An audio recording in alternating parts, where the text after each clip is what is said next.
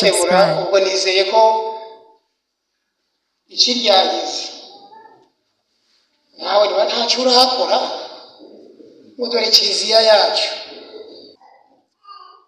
Tukadusubiremo gakeya abango ngewe runaka nemeye ko wowe umbera umugabo cyangwa se umbera umugore, nzagukunda kandi nzakubaha iteka ryose kugeza gupfa.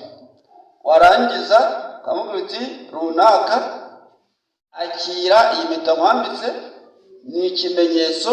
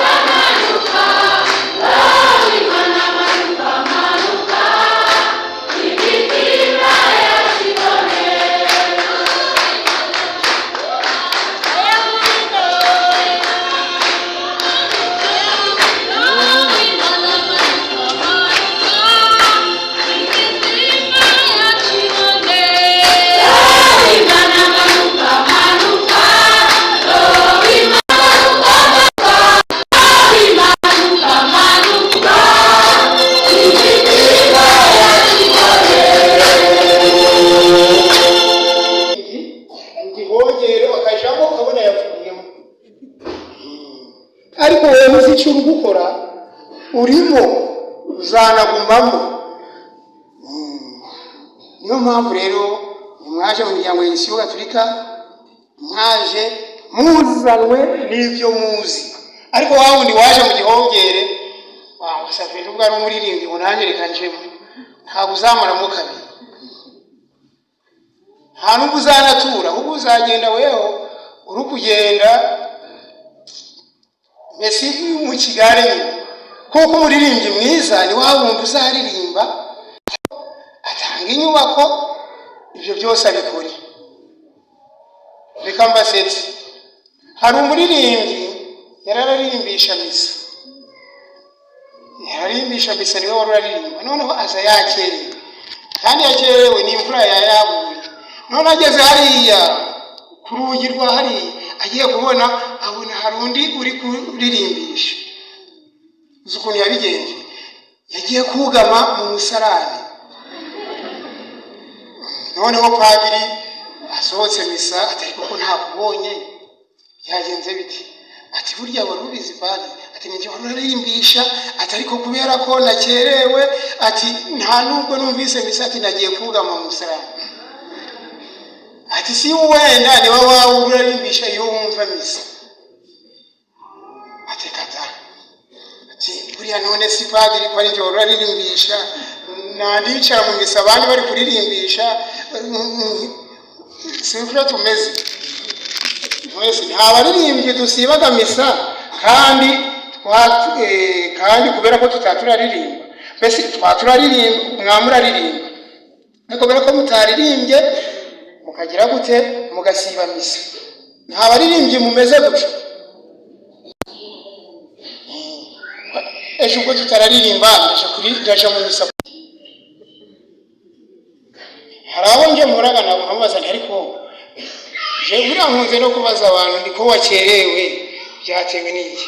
Ubu munsi ntabwo ritwe turaririmba, mwese muzaza murazinduka ariko muraririmba, mugakererwa ariko mutararirimba. ariko tumeze mwabaririmbyi. Reka mbere ku barejiyo nibo muryango wa Gisuga turi kwa ndimo. Hari abarejiyo baza mu nama bataje mu misa. Barahari kandi ntabwo nabavuga sintabazi, sinshaka no kubapima. Kubera iki zeru ari gushaka kuvanaho zeru gusa. Yize misa ariko araza mu nama ya presidium. Arejo ntabwo bihari. Tumenye ikuzanye. Kugeza ubu ntabwo kuko uwo nsanze hano ari kuvuga yabivuze. Tumenye ibyo kandi ikindi nababwira mwabaririmbyi, mwamuzi ko Satani barwanya cyane. Satani barwanya cyane mwabaririmbyi mwe kuko niko murimo yakoraga.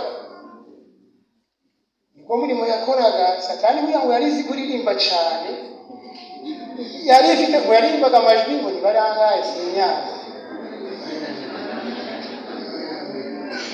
Niyo mpamvu rero ubona abaririmbyi kenshi na kenshi ukaza kubera kakandisho rume ubumva ubwo sinzi impamvu wamubaza uti umutahanye iki akakibura.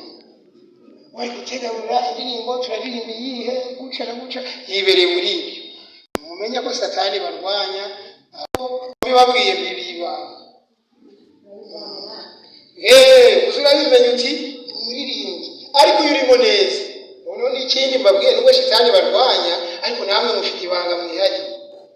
Uruzi ko uririmbye neza ubusenze kangahe kabiri.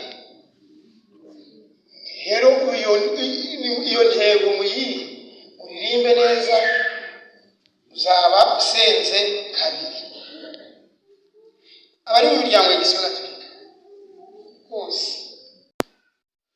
ntabwo bagombye kubabwiriza gutanga ituro, ntabwo bagombye kubabwiriza gutanga inyubako.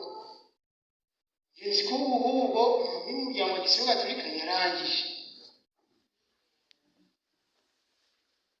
Tutari warangiza wa murejiyo wa mukasimatike bimeze biti ugeze gutanga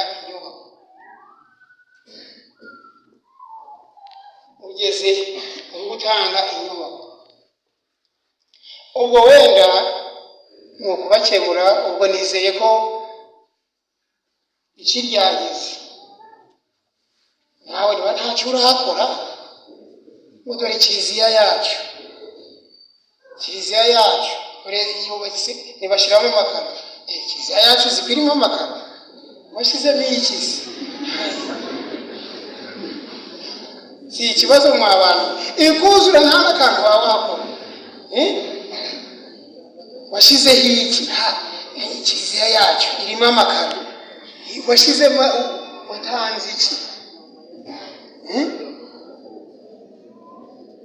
Wese rero nje ndi kugira ngo ndi wo umuryango wa Gisuga Gatolika nje abarejo nibo nkunze kubwira akaza hano kurari cyane. Ariko Imana buriya ni nyamugwe koko. Imana nyamugwe kuza ngo ndakwiye kuriye mwami kazi kandi mubyeyi wanje we nibyo nkunze byose ni ibyawe taratanga inyubako. Abasabweri hajya bo barahiraga ngo ikira abasabweri nuko barahiraga namwe murabizi nabo barahira utaratanga inyubako. None aho baririmbye bo bakaririmba bari gukeza Mana yanje uniyemeje gukora ibigushimisha maze amategeko yawe azampora iruhande. Namamaje tungane nawe mwikoraniro rigari nta nyubako uratanga. Nta nyubako uratanga.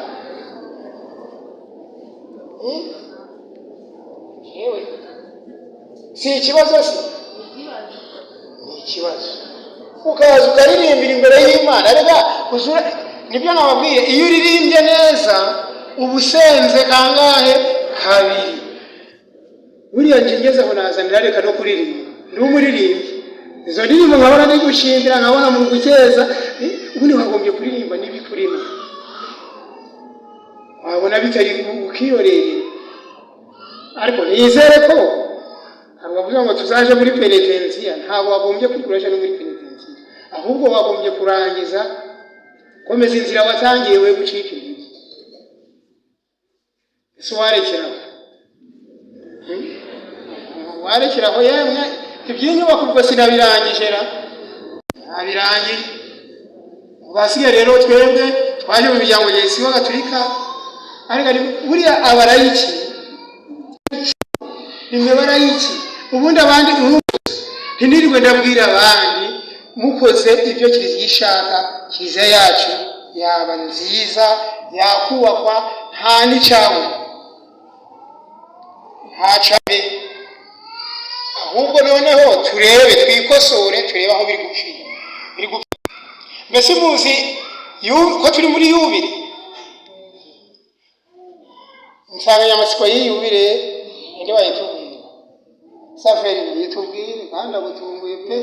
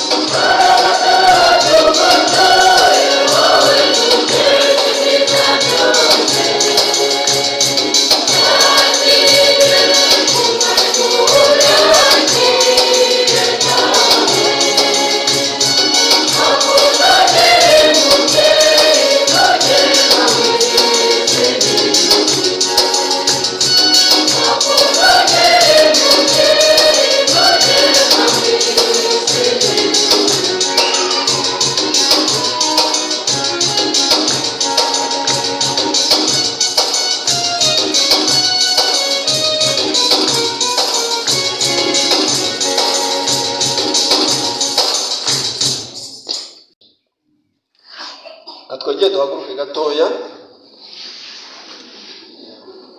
Amakorari kubera ko turi kumwe n'amakorari ubwo ari buze kumfasha kubera yuko ijwi ryanjye ari ritoya.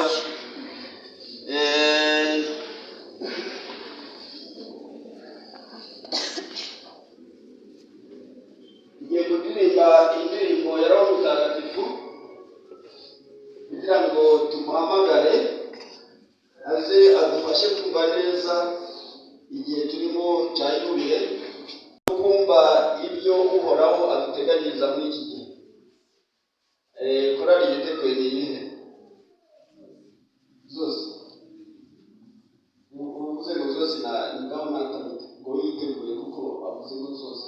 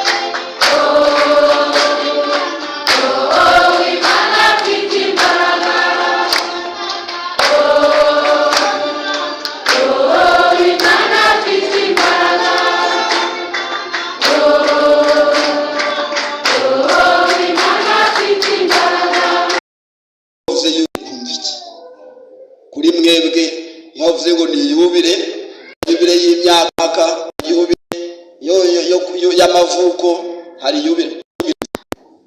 Tugomba kuva hano twumvise igisobanuro cya Yubile kugira ngo igihe twageze mu mwaka wa Yubile tubone uko tuwitegura kandi turonke n'ingabire zijyana nayo.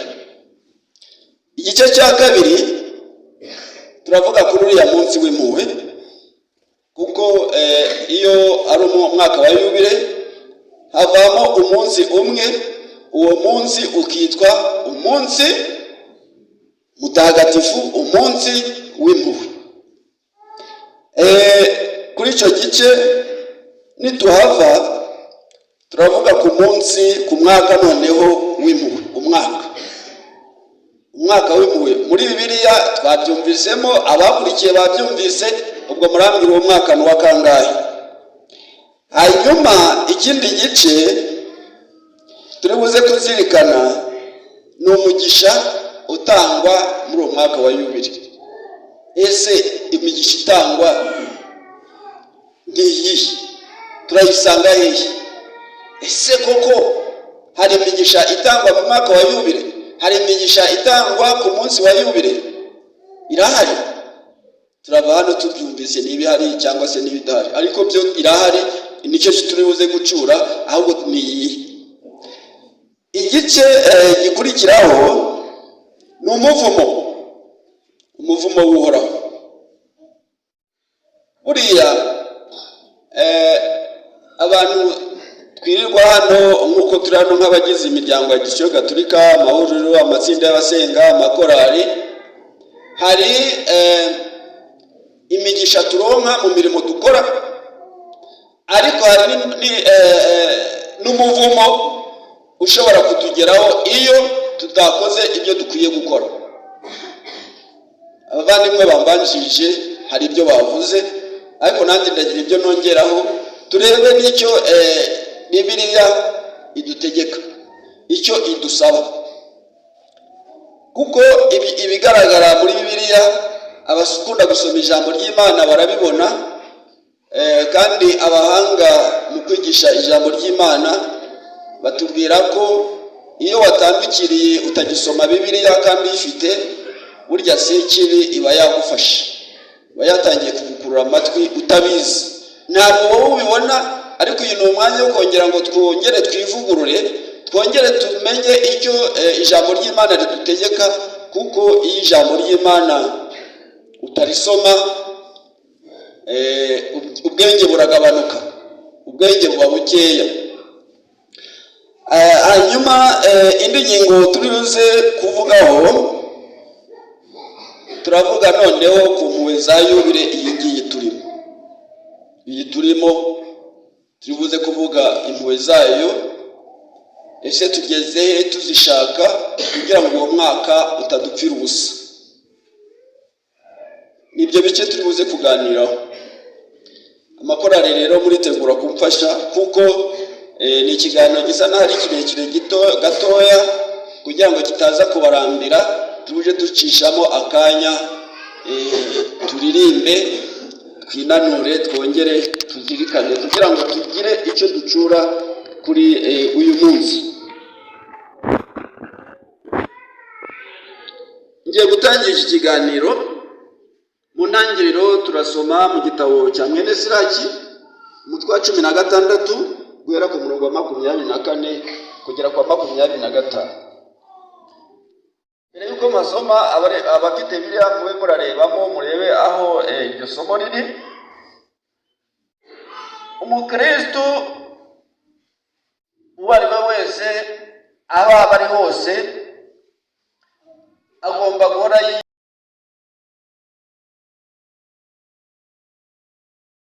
ubuyobozi bwa paruwase bwaduhaye iyi forumu cyangwa se ibi biganiro, uburyo bwo kuganira nabwo bwarakoze, si bwakoze se?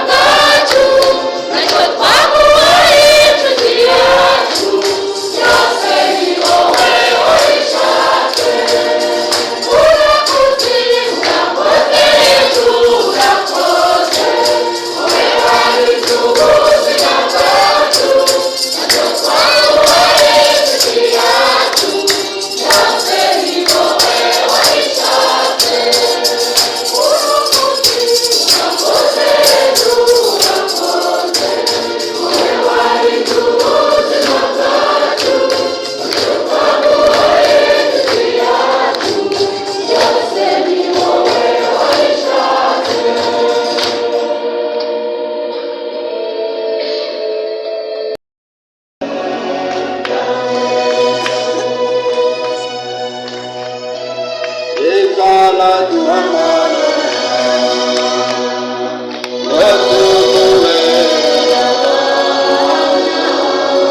kwenye umutima zacu